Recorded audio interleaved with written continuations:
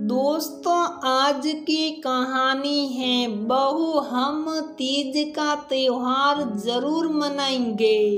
दोस्तों, कहानी शुरू करने से पहले अगर आपने हमारे चैनल को सब्सक्राइब नहीं किया है तो सब्सक्राइब कर लीजिए ताकि आपके पास पहुंचे हर नया वीडियो। हर लड़की की तरह सारिका के मन में भी शादी को लेकर तरह तरह की उमंगें थी। शादी के बाद उसका ससुराल कैसा होगा, ससुराल में हर तरह के फंक्शन त्योहार खूब धूमधाम से मनाए जाते हो। सजने संवरने की शौकीन सारिका इसी उमंगों के साथ अपना रिश्ता होने के बाद शादी के दिन का इंतजार करने लगी। शादी का दिन भी आ गया और नई नवेली दुल्हन बनकर सारिका अपने ससुराल आ गई। पर सारिका ने जो सोचा था वह बिल्कुल उसके विपरीत। उसके ससुराल में शादी के बाद होने वाली रस्मों को फिजूल की बातें माना जाता था, तो शादी के बाद होने वाली किसी भी रस्म को उसके ससुराल वालों ने निभाना उचित नहीं समझा। सारिका के ससुर जी इन सब रीति रिवाजों को नहीं मानते थे। सारिका ने इसके बारे में अपने पति विनोद से पूछा, पर विनोद ने भी कोई ढंग का जवाब ना देते हुए कहा, ओहो सारिका, इन सब रस्मों और फंक्शन से क्या फर्क पड़ता है? असली मतलब हम दोनों का आपस में खुश रहना है।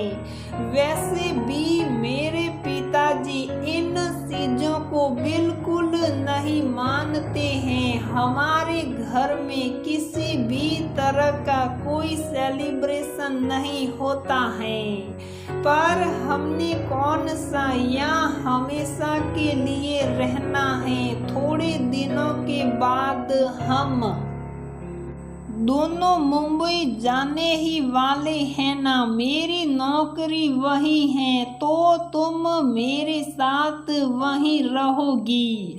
वहाँ जो चाहे अपने अरमान पूरे कर लेना। इस पर सारिका कहती है, वह सब ठीक है विनोद, पर शादी के बाद हर औरत की ये इच्छा होती है कि उसके ससुराल वाले हर तरह की रीत और रस्म निभाए। ये रीत रिवाज तो भारतीय संस्कृति की पहचान है। मेरे अरमान मुझे टूटते हुए नजर आ रहे हैं।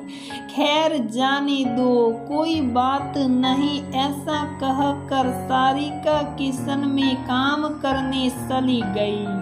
शादी के 3 महीने बाद तीज का त्योहार आया। नई नवेली दुल्हन सारिका ने अपने मायके मैं अपनी मम्मी और भाभी को बहुत अच्छे ढंग से तीज व करवा चौथ मनाते देखा था, तो उसके मन में भी बिल्कुल वैसा ही तीज का त्योहार धूमधाम से मनाने की इच्छा हुई। वैसे तो मायके पर पहली तीज मनाई जाती है, परंतु उसके मायके में उसकी भाभी ने हमेशा अपने मायके ना जाकर ससुराल में ही सास के साथ हमेशा तीज का त्योहार मनाया था, तो वैसे ही मन की भावनाएं सारिका में भी आ गई। उसने भी सोचा मैं भी अपनी पहली तीज मायके में नहीं अपने ससुराल में ही मनाऊंगी।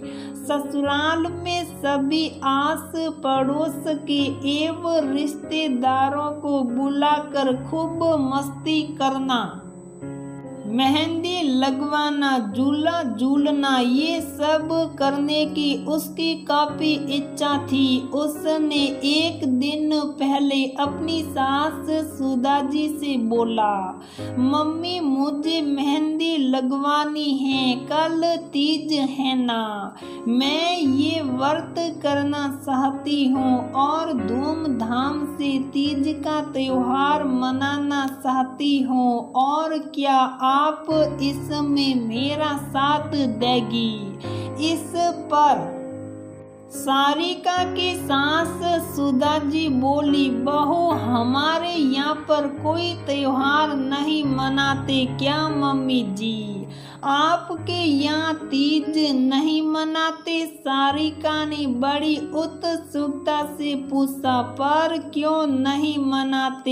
ये तो सुहागिनों का त्योहार है, इस बहाने सब लोग मिल बैठ कर अच्छे से तैयार होते हैं, गौरी शंकर जी की पूजा करते हैं, हरी हरी चूड़ियाँ पहनते हैं, मेहंदी लगाते हैं, बिल्कुल नई नवेली दुल्हन की तरह सब तैयार होते हैं, और इस तरह से सब लगते हैं कि चांद भी उनको देखकर शर्मा जाए। सारिका ने हंसते हुए सास को कहा, उस दिन तरह तरह के स्वादिष्ट व्यंजन बनाते हैं और फिर रात को सब साथ बैठकर खाना खाते हैं, कितना मजा आता है। हाँ सारिका, तुम जो कह रही हो बिल्कुल ठीक कह रही हो। हर घर के अपने रीत रिवाज होते हैं। मैंने भी आस पड़ोस में और भी कई जगह ये सब त्योहार सभी को मनाते देखा है, पर सारिका ने इस पर उदास होते हुए कहा, मेरे मायके में तो मेरी मम्मी और भाभी ऐसा ही करती हैं, इतना अच्छे से तैयार होती हैं, तरह तरह की ड्रेस पहनकर फोटो खिंचवाती हैं, मम्मी भाभी को उपहार भी देती हैं। दिल की साफ सारिका ने अपने हृदय के सभी विचारों को सास के साथ साझा कर अपना मन हल्का कर दिया था। मम्मी जी सच में मुझे आपसे कोई उपहार या गहने नहीं चाहिए, वो तो आप सभी ने मुझे शादी में ही काफी दे दिए थे, मैं तो बस त्योहार मनाना चाहती हूँ। ये कहकर उदास मन से सारिका अपने कमरे में चली गई। उसने सोचा, मैं तो ये व्रत अवश्य करूंगी, अपने सुहाग की लंबी उम्र के लिए मैं ये व्रत जरूर करूंगी। मुझे कितना शौक था शादी से पहले, शादी के बाद ये करूंगी वह करूंगी। अब जब ये समय आया है तब मैं अपने शौक को पूरा किए बिना नहीं रहूंगी। क्या हुआ अगर मम्मी जी इस व्रत को नहीं रखती हैं, पर मैं ये व्रत बहुत अच्छे से निभाऊंगी। बहू का उदास सेहरा देखकर सुधा जी से रहा नहीं गया। उन्होंने पहली बार अपनी बहू की खुशी की खातिर अपने पति के लिए व्रत करने का सोचा और वह सब रीति रिवाज निभाने का सोचा जो तीज के व्रत में निभाई जाती हैं, और अपनी बहू से बोला, बहू कल मैं भी तुम्हारे साथ पहली बार व्रत रखूंगी। तुम्हारा यदि ये पहला व्रत है तो मेरा भी ये पहला व्रत ही होगा। हम दोनों सास बहू मिलकर इस व्रत को पूरी शिद्दत के साथ रखेंगे। उन्होंने अपनी अलमारी से 2 सोने के बहुत ही खूबसूरत कंगन निकाल कर अपनी बहू के हाथों में पहनाए और कहा कि बहू मैं तुम्हें उदास नहीं देख सकती। अब जमाना बदल रहा है बहू।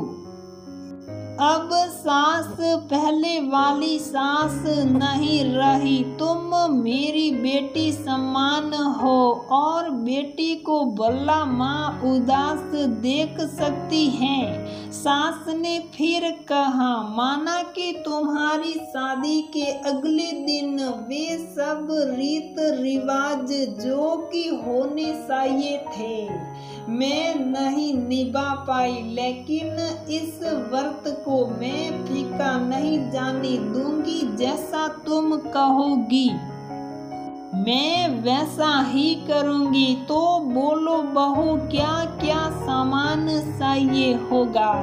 इस व्रत के लिए तुरंत विनोद को कहकर मंगवाती हूँ। और हाँ, चलना नहीं है मेहंदी लगवाने। और हम आज खाना घर नहीं बनाएंगे। आखिरकार हमारे हाथों में मेहंदी जो लगी होगी। आज हम खाना बाहर से ऑर्डर कर देंगे। कल सुबह हम खूब अच्छे पकवान बनाकर इस त्योहार को धूमधाम से मनाएंगे। ये मैं तुमसे वादा करती हूँ।